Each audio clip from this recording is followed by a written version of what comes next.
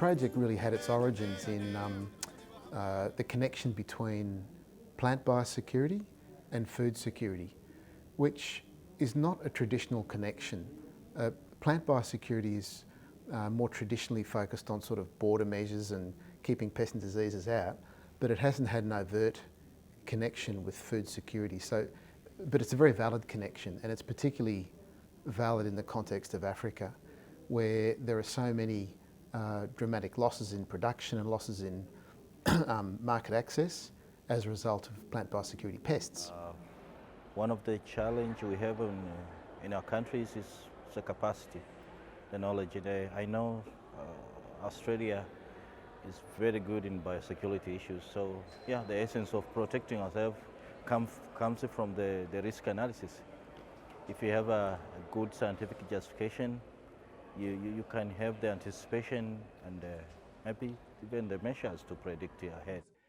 The fellows here are senior fellows from the plant biosecurity agencies in their country, and our aim in the program was to provide them with a capacity to enhance their understanding of plant biosecurity control systems that are currently, in operation here in Australia, but also to act as mentors and trainers back in Africa for associate fellows that they'll have in Africa.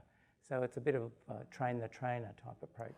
I'm very, very much interested in to be able to exchange information with ACIS and with the Ministry of Agriculture people, the inspectors, to be able to exchange what have they found from our product that is not complying, what pests do they have that they think.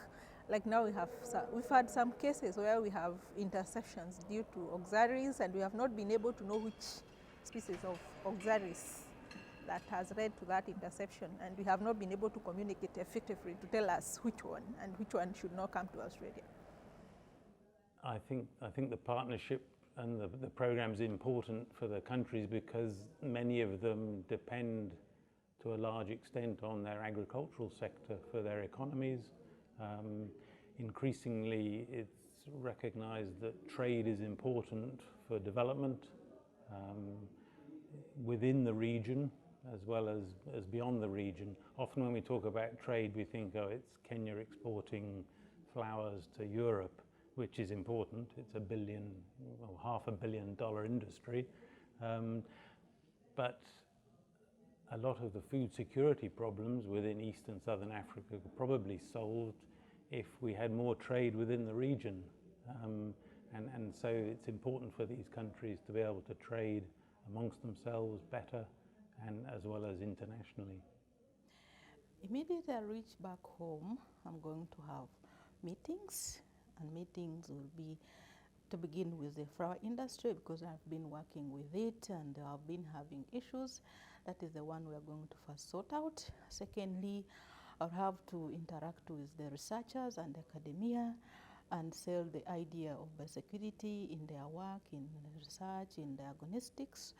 And thirdly, I'm going to update my pest list, which has been somewhere redundant, and I know where to start from right now.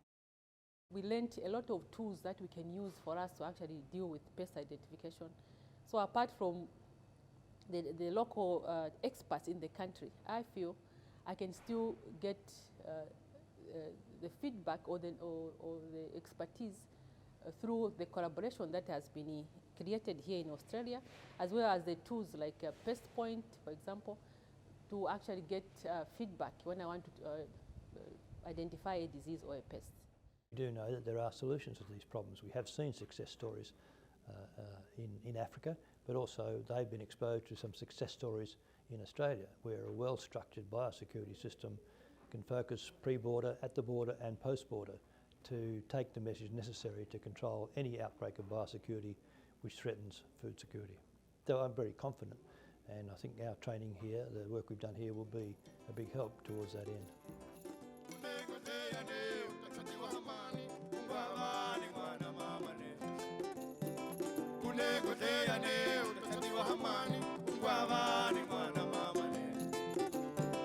Rula